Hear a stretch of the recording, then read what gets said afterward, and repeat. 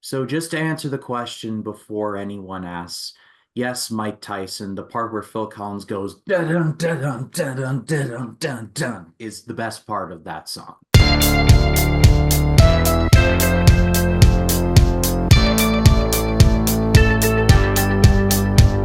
This is my favorite part coming up right now. Oh, jeez! I'm saying, he still got it. Hello, everyone. My name is Ryan Cam. Welcome back to the Phillips Project, where myself and Jacob Collins are reviewing every Todd Phillips directed film in honor of Joker Folie à Deux coming to theaters coming in just a couple of weeks.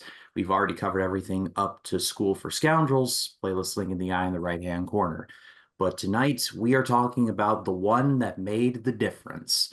The Hangover, released in 2009. But first, I have to introduce my co-host, or co-hosts, plural, starting off with Jacob Collins. Jacob, how you doing? I'm doing fantastic. And we are not alone tonight. We are joined from the channel I'll Buy the Popcorn, Stephanie. Stephanie, how you doing? Good, I'm good. How are you guys doing?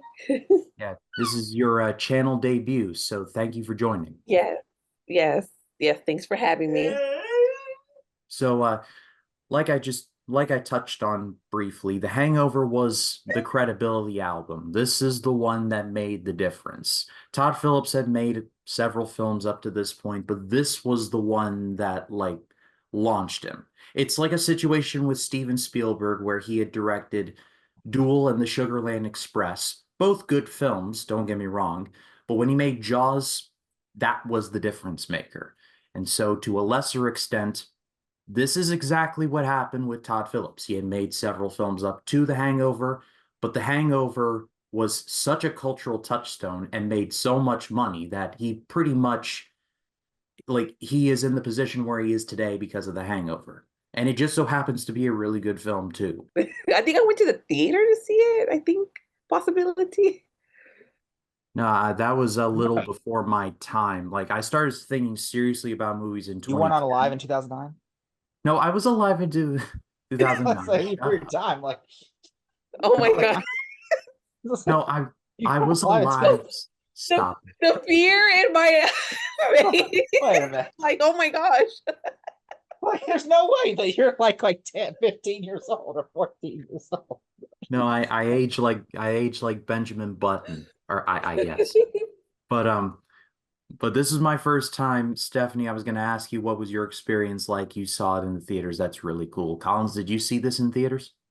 No, because at the time, you know what the weird thing is? I didn't even know this movie existed until Reels channel that used to have like Reels channel. And Yeah. Reels channel was talking, they were going behind the scenes say next summer there's a movie, and they're like, oh, this it's like bachelor party where we're on a wild bachelor party and our friend gets missing, and then we have to go look for him. It's crazy, man.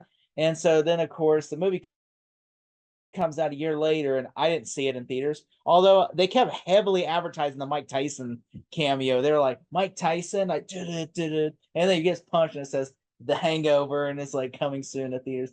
And I didn't see it until I rented it. We rented it for a movie night at a mom and pop video store. And I rented that, Four Christmases, and Final Destination 4.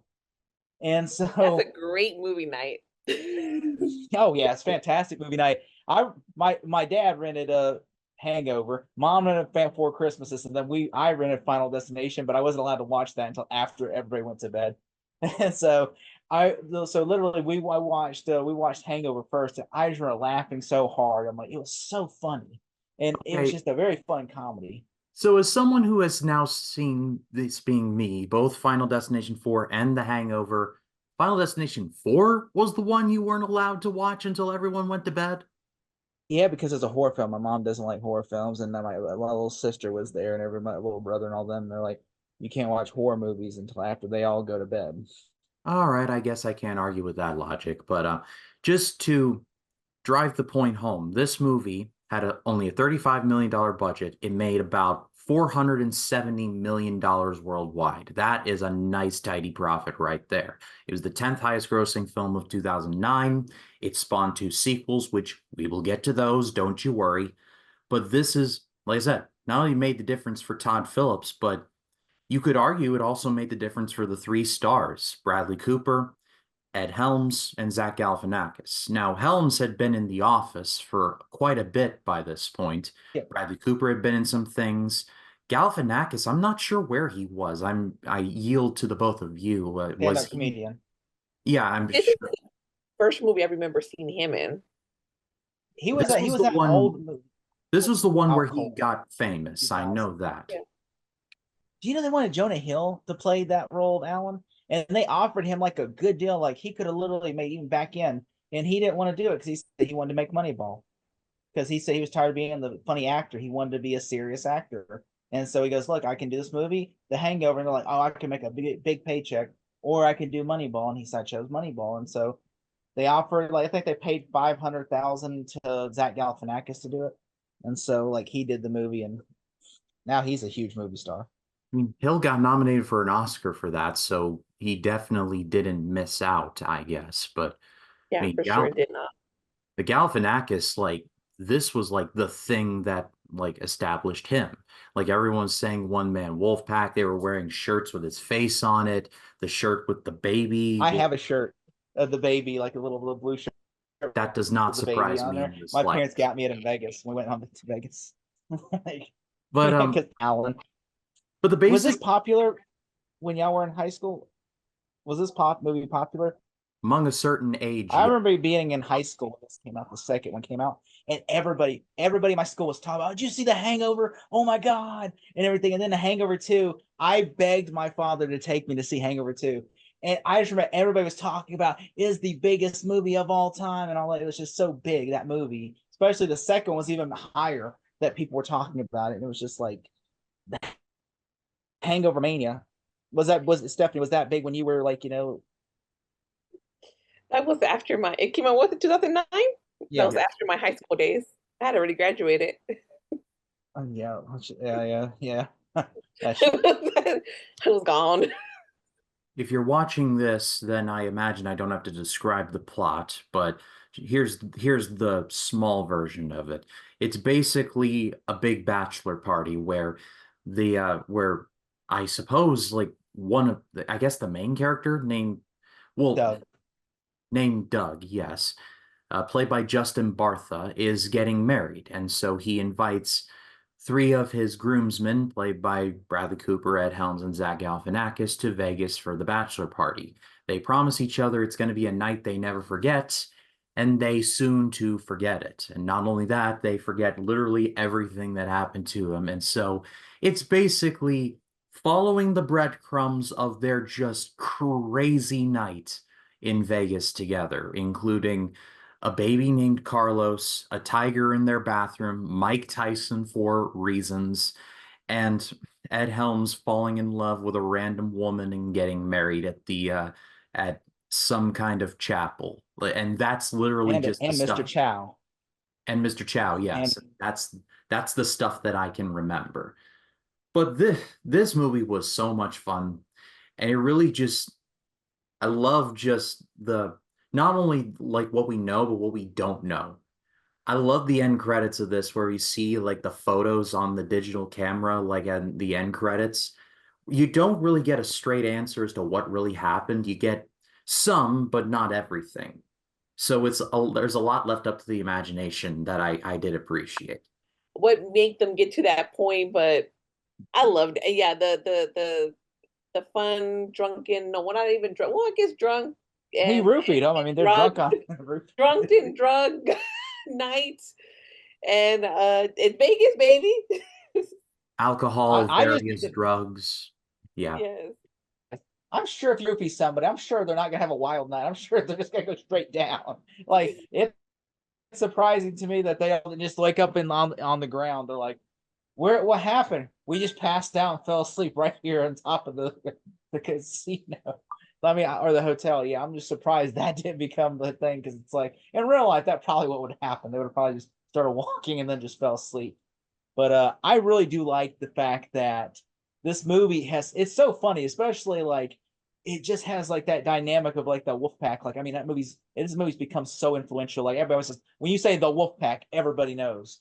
Okay, it's like, Alan, Doug, Phil, and Stu, On and my on my three pack of the movie that I have of all three movies, there's a quote on there that says, "We are a wolf pack of four." So outside of maybe 1990s pro wrestling, Wolfpack is synonymous with the Hangover. Like when you say Wolfpack, it's like either NWO Wolfpack or this. That's like one of two. I wanted to ask y'all guys, do y'all think this is like some people have said this movie doesn't hold up to today's standards in terms of like what can you do in comedy, what can't you do? And I would want to know, do y'all think that you could not make The Hangover today? Because I have a buddy of mine who's, oh, you couldn't make this movie today. And I disagree. I think you could make this today. I just don't know if some jokes would fly with today's standard audience, but like I think like you could make a film like this. I mean, I don't think obviously there are would some be jokes such a that you probably success. Maybe not as successful because it's like super raunchy. Everybody's so delicate now. So I don't know. I think they could, but they may have taken away some of the jokes. I like think they would have. It wouldn't have been to the level of where it is when it came out, and I feel like they definitely would have brought it down. And I don't think it would have been the success it is. Because seeing like a movie that what was it? The one with the girls that they Joyride? Bridesmaids. Sure. yeah, Joyride, yeah. So that was kind of like a little raunchy early, I mean, like a modern comedy that I really liked. And I was like, oh my God, yes, this is like what I like. Cause like I've always loved comedy, but I just don't like comedy nowadays because it's like It's not funny. it's terrible. I don't like it. And I like it when it pushes certain boundaries and it can be certain kind of raunchy, but like doing it right like that one. Unlike I'm terrible. I don't know. I'm blanking out on names. The one with Jennifer Lawrence that also came out No Oh, hard recently. feelings. Oh, no hard feelings. yeah. That one for me, it didn't work very well. For that one, I was like, I couldn't get jiggy with that one. But They like try to Joy play it too Rabbit was safe. really good. And I feel like something like that, like The Hangover, where it was people talked about it, but not to the extent I feel like The Hangover was talked about. So my 2009, it was long-winded, like talked about. yeah, like my Which long-winded answer, it could be, but I don't think it would be the success as it is today. the first movie, like especially, I like how it's a buddy comedy, and I like there are some jokes like it's meant that comedies are meant to suppress you, make you feel not meant they're meant to make you feel like it picks that uncomfortable because the idea is these three guys had a crazy night and they're doing crazy stuff that no normal people would do. Like they steal a cop car, a tiger, they literally marry a hooker, and like and they steal a baby and put it in the closet and pulls a tooth out, a freaking tooth, which there's like I Carrot Top actually told a story about a podcast that about the Hangover, and they said they were trying to look at as many Las Vegas extra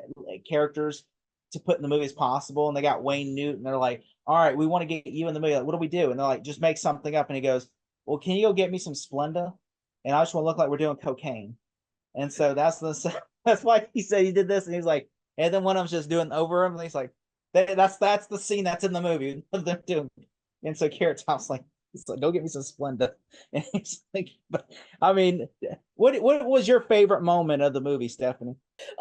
When they're in jail and they Taser.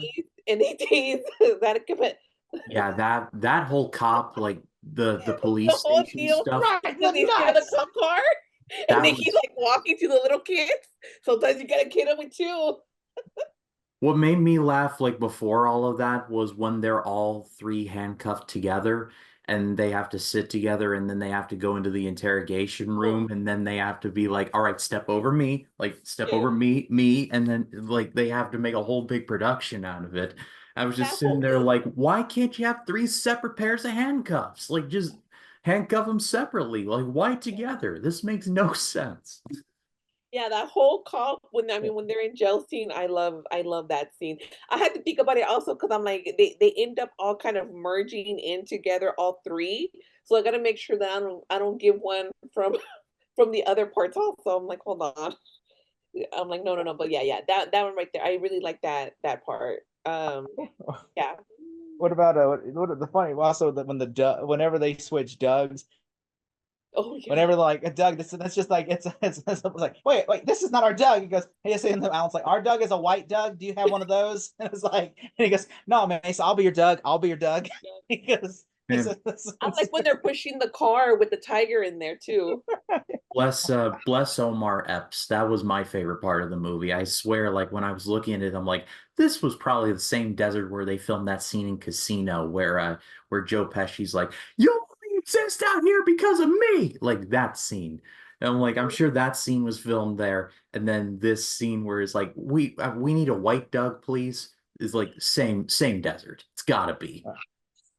Also, I did not realize until today that because I always see when they're doing the slideshow at the end and they're playing and you spin me around. I did not realize that Black Doug was with them at the casino when they were playing craps. Like, oh my God, there's Black Doug. It's Chow. Because I always know Chow is like holding on to Alan because he's his good luck charm. And then you see Black Doug's behind him, like watching. And I'm like, I did not realize that until today. I'm like, there's Black Doug. And it's like, They needed to get him to get more drugs. They needed it's more like drugs. the shittiest drug dealer ever. He gives them the wrong drugs. It's like ecstasy, which I'm thinking ecstasy probably would have made more sense if you think about it because They got the roofies. whenever like they're Alan, it's just so Alan's just such a character of his own. Like he's just like he's like Vegas, Vegas, and little girl just floats. That was amazing. And then that like the next frame he's like talking about like like counting cards and like it's not illegal, like jerking like off on an masturbation on airplane. And air. then Bradley Cooper's like, that is also illegal. And he's like, thanks, Bin Yeah, it's the Laden. 9/11. I'm like, what? How did you make that leap? I don't just Wasn't 9/11. It's like it's morally nobody wants to He go. gives everything like, with such a serious face. Like I don't even know how they got through filming because I would have broken everything with him when he's just like or like when he's at the delivering school. it with the most serious deal. Or when he's at a school and he goes, did you have to park so close? Why? He goes, I'm not allowed within 50 feet of a school.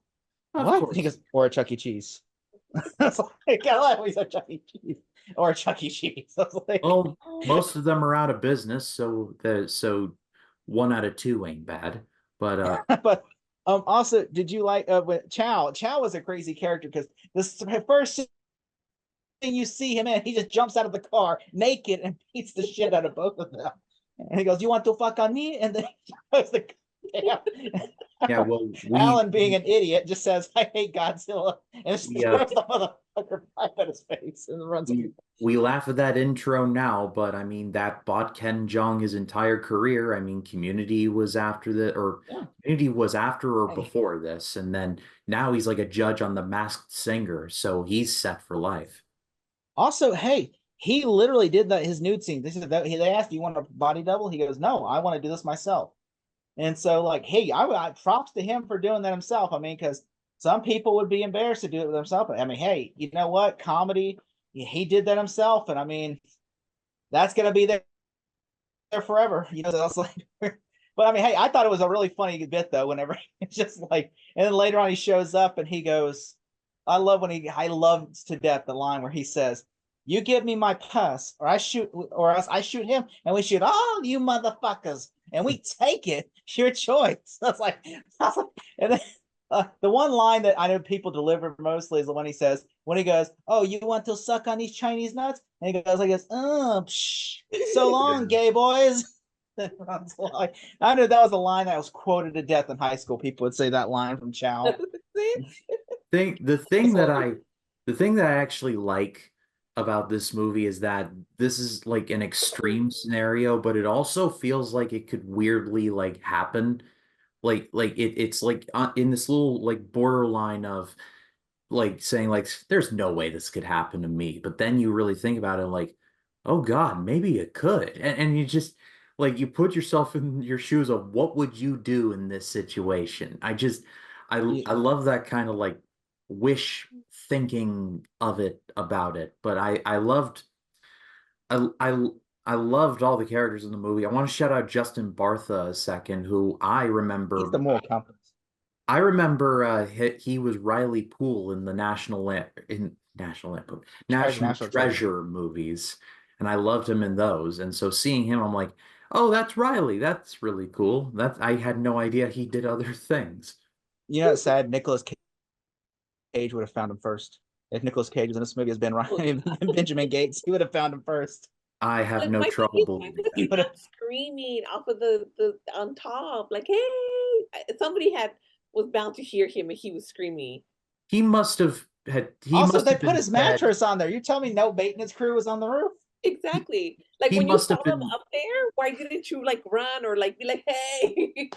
he must have been fed one of those Also, they're retracing their steps. he must have been fed one of those Quaaludes from Wolf of Wall Street, and like he's like on the floor, like Mm. barely walking like DiCaprio in that one scene. What you know? What made me laugh though is when he tackles Phil because he's like, "You fucking asshole." When I'm thinking, "Oh, Phil must have been the one that drug his mattress out there because he knows it." So that's probably why he was like, "That's probably why he was mad at Phil because he's like, you're the one that put me on the roof." You know, it's like you fucking asshole. Yeah, which also the wife, the only thing is Stu, his girlfriend or fiance, the one that fucked the bartender on the cruise. Yeah. You know, she's such an asshole in that She is movie. Like, brutal, like brutal, and like I'm like, this is gonna be a cartoon. Like she's gonna be around forever. Like no, her scenes are limited, but you feel her presence. Like Stu just feels like less of a man whenever like he's around her, and just the ending where he's like, and you fucked a waiter, and like I thought it was a bartender, and like I stand corrected. Like that scene was phenomenal. It's just a great payoff to that whole thing. Like you just don't think about it. And then when she shows up, I'm like, oh please, dear God, go away. And sure enough, banishes her to the shadow realm, never to return. It's and fantastic. then Alan is like, I'm thinking about getting my bartender license. She Yeah. goes, suck my dick. And then he goes, no, thank you. No, thank you. Just like, I'm like, man, you know what's funny? What's funny? And then yeah, Matt, we've been talking about the Phillips Project. There's always we paid attention to. There's always a cameo from Matt Walsh, who is Todd Phillips' collaborator. He was the doctor in the movie. He plays the doctor. He literally is the doctor in this movie. And I'm thinking, there's no way that's how a doctor has. Like the doctor is just gonna take like he's gonna like when you're doing a prostate exam, you would say, no, wait until I'm done. Y'all go wait in the waiting room. When I'm done with the prostate exam, then we'll talk outside. Not I wouldn't do a prostate exam with people in there, especially when there's a patient. You Especially know, for Matt like Walsh, $100 too. I'm like, 100, that's all you got? he's a doctor in Vegas. You think they make way more than $100? Yeah, I would imagine so. I just love the part of the like put it in my pocket. I don't want to re-sterilize. I'm like, oh well, Then he grabs the chart. at least he's Then he maintained grabs the chart. cleanliness standards. Yes. He Which was like the word I mean, I don't work with like surgeons or anything like that, but I still work in the medical field. And Hmm. whenever I see anything with medicine and I'm like, oh my God, the way that y'all doing that no, that's not how that's done. You just want to No. reach through the screen and be like, no, put that over there, set that down. All suck. We need to go back to 101. Back. Especially when it comes to like the needles. I'm just like, you're supposed to put it right away. You're supposed to and then they'll just kind of keep it holding. I'm like, no, no, no. The needle right away, get with the cap back on and dispose I'm, of. I'm pretty sure that they couldn't sneak alcohol into a hospital. Like I was sitting at the end, you see a slideshow where he has a bottle of Jack, and I'm like, I'm pretty sure that they would throw that away, or they would tell like, look, you gotta if you don't put that away, we're gonna get security to handcuff you while we do this. You know, because I'm like, I'm pretty sure that he couldn't sneak alcohol. Which did they ever specify? Because I've rewatched this many thousand. I never did they ever really specify how Phil got hurt? Like I don't remember In that the they ever photos, said they showed in the photos? he never showed him getting the photos. I mean, he got into a fight with like Wayne Newton, and then he got into a fist fight with Wayne Newton. But like, I mean, you know what's weird though? You know what's weird? I literally when I was rewatching the slideshows, I was like, I said I could see myself doing half the stuff in the movie. You know, like I said, I Yeah. was like, so by the way, you guys, we get Matt. Do y'all want to go to Vegas? You know, we could try to lose one of us, and we could just take straws. Whoever we'll lose one of them, and then just go spend the whole day looking for him. I I'll want to Yeah, be kid. the one. I don't want to be the one up on the roof. I want That's to why I be. said whoever gets the shortest straw will be on the roof. I want to make sure I have my fun you being guys all can drugged and, you and, guys and can drunk. You guys can do that. You have my blessing. I will be at the buffet and then going straight to Cirque du Soleil. Have a great time. It's like, where's Hey, where Cirque okay, du so Soleil where on mushrooms. back, oh my God, be like, oh, we were talking about that movie. Me and Matt were literally talking about Knocked Up the other day. And we were just like, because there's a joke in the movie that we were laughing at in the 40-Year-Old Virgin that's in a deleted scene of Knocked Up that we were just laughing at. And we're like, yo, they couldn't say those jokes nowadays. But we were like laughing and we were just talking about whenever in that's a funny scene where they go to Circus Olay and they're going, oh shit. Like then they start making furniture and then Paul Rudd goes and gets the furniture. Goes, well, there's not enough chairs. He goes and gets more No, chairs. no, why there's so many chairs? Why this chair and this chair and that chair? Why they're all different? I'm like, I don't know why that just felt like Paul Rudd improv that because Yes. he's like, I just feel like that was something Paul Rudd would just do.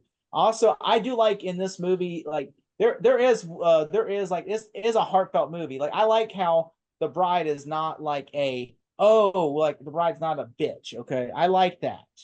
The Yeah. bride, like his bride is like, look, he tells his bride at the end, look, I love you, babe. I promise I'm not gonna like leave you. I know I messed up this time. And I like how Doug is a sincere guy. He's not like I was expecting like when I first saw Wild Doug, like he's like, like he was gonna be naked on top of the roof or something. Instead, he's just like, what happened? He goes and everything, and which I think is really cool. But also, and also that fact that, it's like basically it's almost like there's themes in this movie of every Top Phillips movie, and I think the theme of this movie is friendship and overcoming your odds. Because if you think about it, Doug was kind of scared about getting married, and then after overcoming this night, he gets married without hesitation. And then Phil was kind of like, he's like, I don't like I have a family, and I'm just bored out of my mind of my family and my life. And by the time he's happy to get back to his family after this, and then you have Stu, who's being in an abusive relationship, and at the time this is done, he literally just like fuck you to his abusive girlfriend, and then he's like, all right. And then you have Alan over here who doesn't have any friends, who's a loser and a loner. And then he's like, I got friends now, even though he basically caused them all their problems. Like, and so I mean, there's themes to this movie. I mean, it's like everybody essentially they're not the same from the beginning of this movie to the end of this movie, and I really appreciate that. Yeah. And Luckily they didn't get herpes either. yeah, I mean, that's always a plus. But I think to kind of piggyback on what Collins was saying, and I think to kind of bring the review, like the period to the end of the sentence of this review, I love like raunchy comedies to me. I don't struggle with the content necessarily. I struggle with like what is the point of any of this? Like I feel like it's just that style of humor is just like let's chop somebody in the throat and see what happens. That is that for 90 minutes with no real depth or anything of the sort. And I'm aware that like I'm not asking for all comedies to be deep. I'm just asking for it to have a purpose. And I feel like the purpose is just like reactions. And it gets real old after a while. That's for just me speaking personally. I feel like why I liked this movie so much is that, like Collins touched on, there are arcs to all of these characters. They all start in one place and they end up in the other, and they are better off as a result. That's fantastic.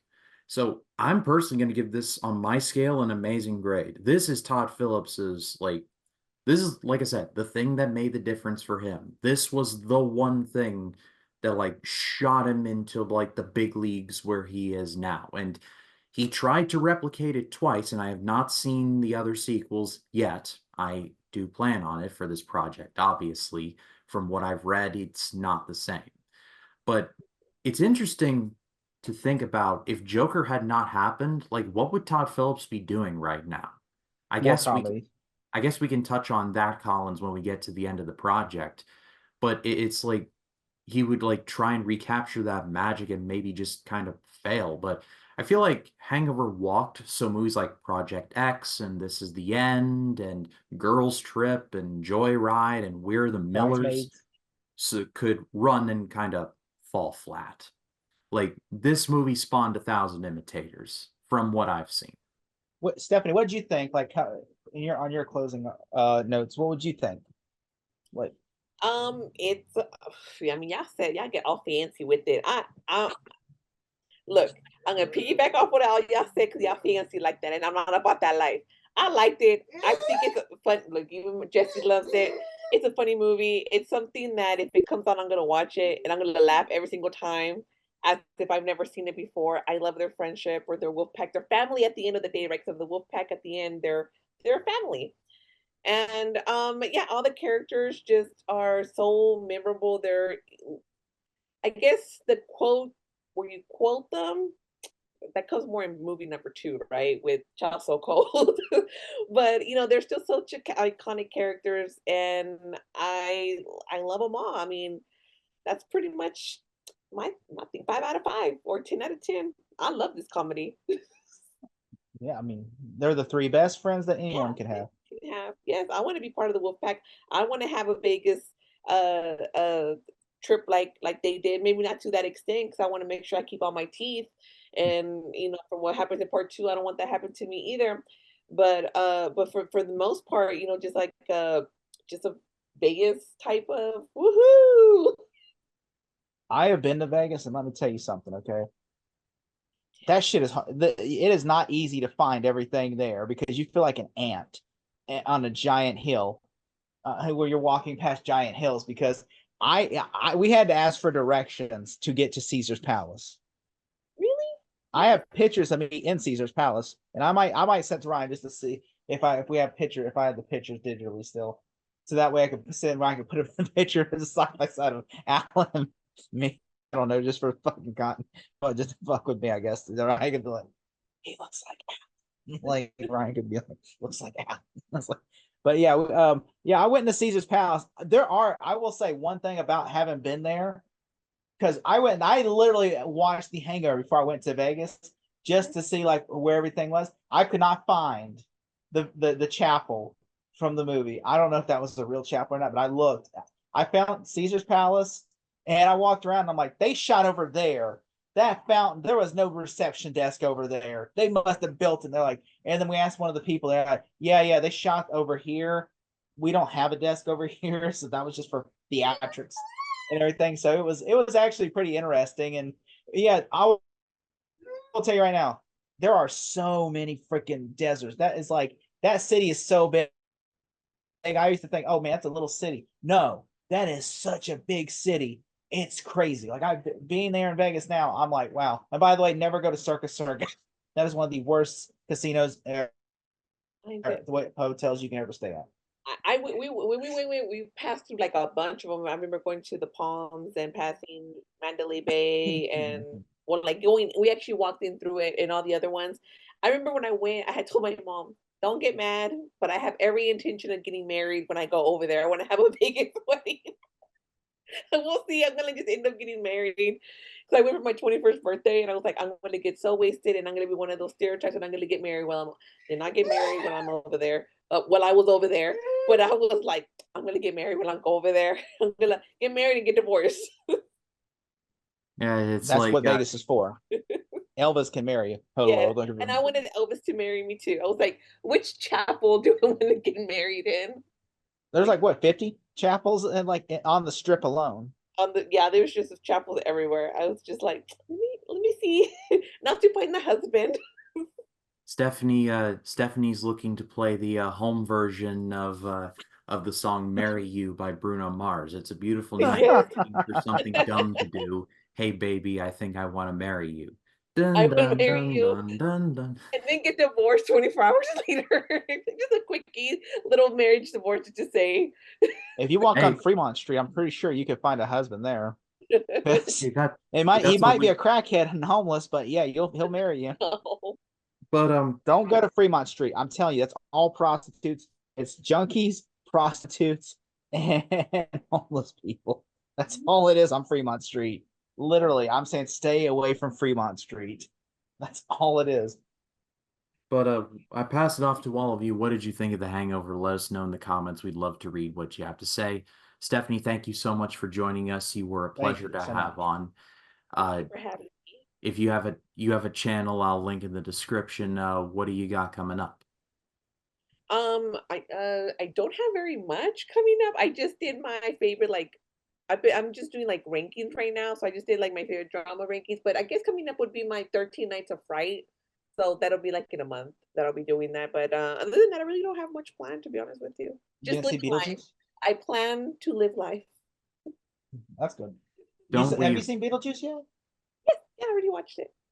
Yeah. I guess I'm just the last one to it. You know, like everybody's like, we've seen Beetlejuice already. I'm like, last one I saw like the other day. I was like, But Stephanie's channel is going to be linked in the description. Go give her a subscribe. Collins is going to be joining me, not just for Small Talk every Tuesday, but for the rest of the Phillips Project. And what's the next project? the next one we've got coming up came out in 2011, has the return of Zach Galifianakis, but also the debut in the Phillips canon of one Robert Downey Jr. It is from what Oh, I've read of the Planes, Trains, and premise. Automobiles. Yeah, it's called Due Date. But That's for funny. for for Stephanie, for Jacob Collins, my name is Ryan Cam. We will see you all in the next one. Take care.